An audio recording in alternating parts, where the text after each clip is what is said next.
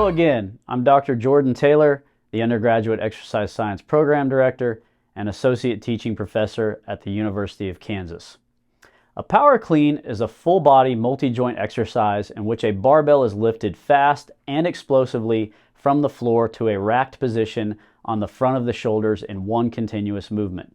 The power clean develops full-body strength and explosive power.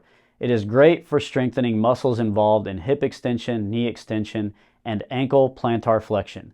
Integrating power cleans into your resistance training program will help you run faster, jump further and higher, and lift more weight faster. The power clean movement also improves motor control and total body coordination. Today I will discuss the major muscles that the power clean trains. I will also break down the lifting technique into several phases, provide detailed instructions for executing the power clean in each phase, and describe common errors that are made during execution of this lift. The power clean will also be demonstrated in this video.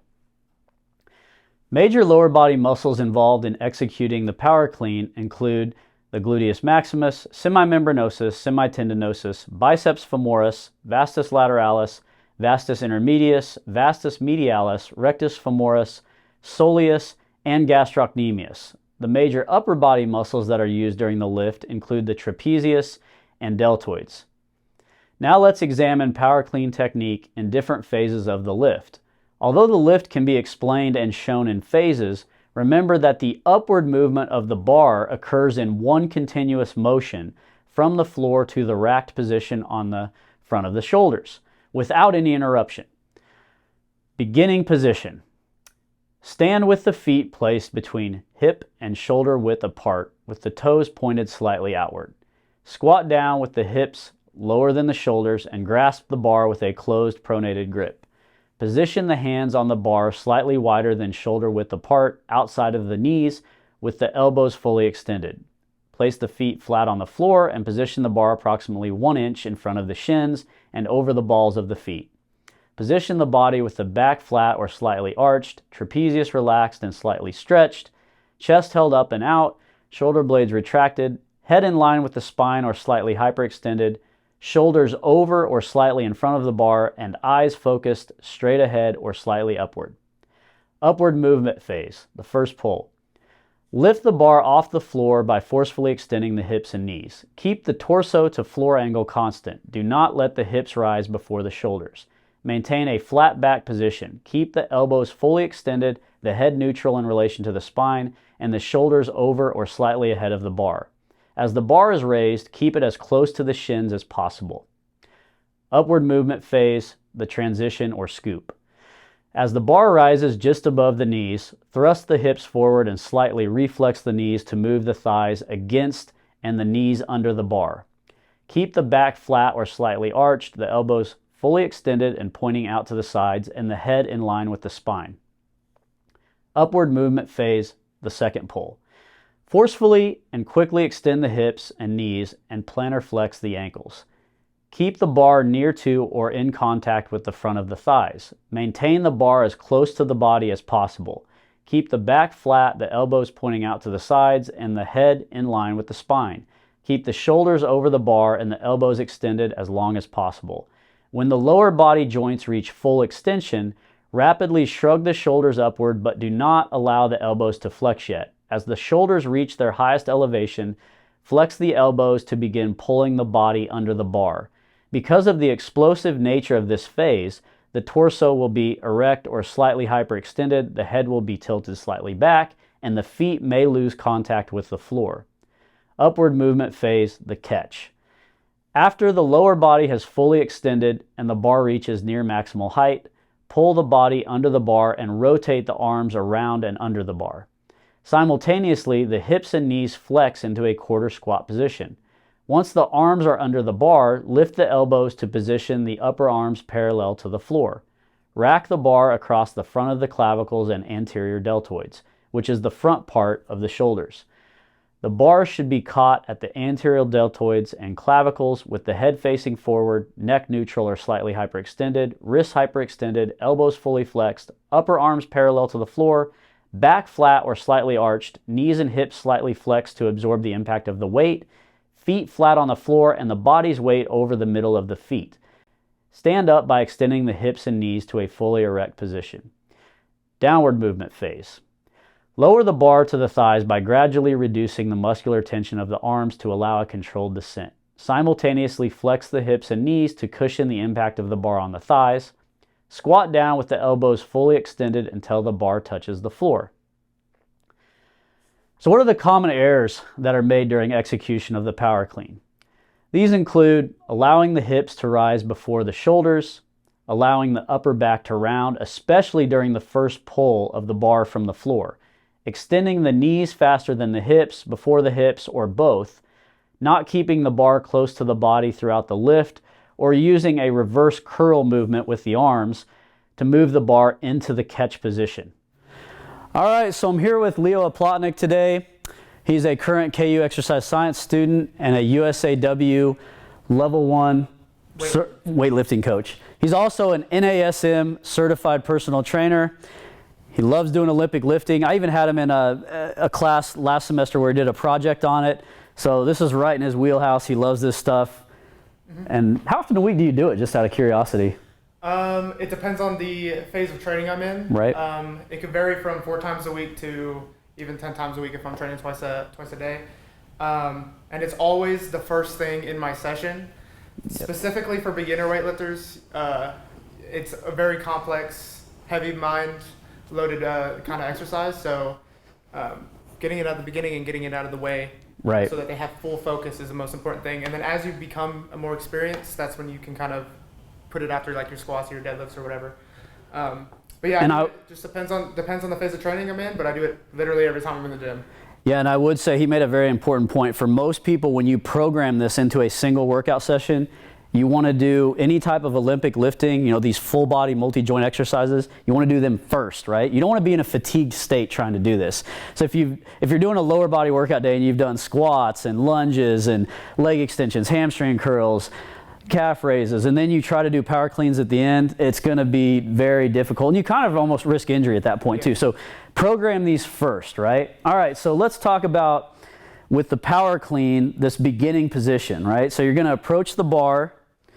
Now let's talk about where we put the feet, all right? So he's got his feet at about, I like to tell people where you would feel comfortable doing a vertical jump, but they're going to be about hip width. We want to slightly externally rotate the hips and point the toes out. Is this kind of how you usually set up? Okay. All right, so good position there, kind of like the starting position for a deadlift, all right? Now, one thing I see is the bar's a little out in front of him. During this whole lift, it's one continuous motion from the floor to a racked position, okay? That's where we're going to end. That's the catch position. But when you start, that barbell needs to be over the midfoot, about an inch or maybe even touching the shins, okay? You want this bar to stay close to your body through the whole lift, all right? Now, I would say hips are going to be higher than the knees, but chest and shoulders need to be higher than the hips. So get your chest up a little bit, stick that chest out so you're nice and proud. There you go. That's your starting position, okay? See, his eyes are focused ahead. His head and neck are slightly extended or hyperextended. He's got a nice flat back. He's tight through the erector spinae back here. Kind of stretched across the upper back. He's in good position there. Okay, you can take a break. It gets tiring. All right. So that's the beginning position. The next phase of this lift, and remember it's all one continuous motion, is going to be the first pull. Okay, so we're going to demonstrate that. So this is just the pull from the floor. This is basically a deadlift, right, at this point. So again, where's his grip width here? Just outside of the legs, all right? Hips higher than the knees, shoulders and chest higher than the hips. Nice proud chest, sticking that out. Okay, so now we're going to push the floor away from the feet, right? That's your first pull, right? So basically initiating a deadlift. Do one more. Keeping the bar close to the shins. We don't want it getting out away from the body. It needs to be over the midfoot. One more first pull. Good job. And we're done. Okay, so that's the next phase. Now we move into what's called the transition phase, or the scoop. So this is where the bar, as it approaches the knees, okay, and as you come up over the knees, really you want to think of there being a trigger point on your thigh, about the mid-thigh, and when that barbell touches that trigger point on your mid-thigh, this is where you're going to move into the second pull, okay, where you're going to triple extend and shrug, all right? Your arms should stay elbows extended at this point of the second pull, right? So he's going to bring the barbell up close to his body. It's going to touch the mid-thigh. That's a trigger. Then once it touches the mid-thigh, you're going to extend, push through the floor. Think of jumping vertically. Pushing through the floor, extending the hips, the knees, and plantar flexing the ankles and shrugging, okay? Don't do this. Don't, when that bar touches the mid-thigh, don't thrust your hips forward, because then what's going to happen? Well, for every action, there's an equal and opposite reaction. So if you thrust your hips forward into the bar and your thighs really push that bar out in front of you, then your body's going to go back as the bar goes forward, and it's going to make the catch really difficult, right? It's poor mechanics, all right? So let's demonstrate the transition phase or the scoop, all right? So good beginning position, good setup, slightly externally rotate the toes. There you go. First pull and then into that transition or scoop. Right, there we go. And then the second pull is obviously when he's triple extending, okay? Good. See how he's keeping his elbows extended? Right, through that first pull.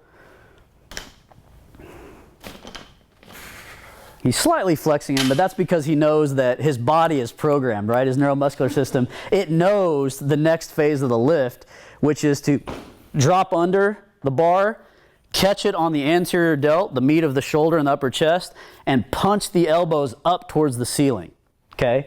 Right? Focus on, that's the last phase. I basically have already got into it, is the catch. All right, so after that second pull, after the scooper transition, and the second pull where we go into triple extension and shrug, we're dropping under the bar, okay? And we're going to catch it across the upper chest and the meat, the anterior deltoid. Now, me personally, I have trouble with this phase of the lift, all right? My bicep gets in the way, and I have poor flexibility right now through my wrist flexors. So I really need to stretch those, work on that. You can stretch. Also, if you're a little tight through the lats, which I don't have too bad of lat flexibility, but some people will have trouble going into shoulder flexion. That's moving the upper arm, the humerus, upward and punching that elbow up towards the ceiling. If you've got tight lats back here, that can restrict that movement. Okay, so one thing you can do, I'll show real quick, is if you've got tight lats and tight anterior forearm flexor muscles right here, is you can just take a band, right, and hook this onto a peg, something sturdy, stable, and you can just get into this catch position and just stretch, right? So standing up nice and tall, I'm stretching. Just hold that for 15, 30 seconds. Stretch those wrist flexors. And again, this upper arm in the catch position should be parallel to the floor, all right? Because you're going to be catching that barbell along the anterior delt, okay? So you want to just go ahead and demonstrate. Just go through the second pull into the catch position, okay? Yeah. So maybe just basically like a hang clean. Do a hang clean. Okay, so he's going to hit the mid-thigh. Boom. Now he's into the catch position, okay? So he's doing what's called a hang clean now, because we're starting at the knee or just slightly above it. And then bang, hit the mid-thigh. And again, he's focusing on vertically jumping in that second pull. Extend and vertically jump. Punch those elbows up and catch the barbell. You're kind of opening it up now. You can see as you started doing more reps, you were really getting that upper arm parallel to the floor, which is good. So now let's put it all together, right? We've looked at all the phases. We're going to do a full power clean now, starting from the floor. This is the full power clean, right? So good position. Again, throughout this whole lift, it's one continuous motion. Think of jumping vertically, pushing through the floor. Good. Keeping the bar close to the body the whole time. Great. It's explosive movement. You want to be violent with your hips, right? Explode with your hips. And you want to try to land in the same position that you start with the feet. Some people will tend to abduct and spread the legs out. He's doing pretty good. And that's the power clean. How do you feel? Good. Love it. All right. Good all day. I hope you enjoyed this fitness facts video and that it helped you understand the power clean. Thanks for watching.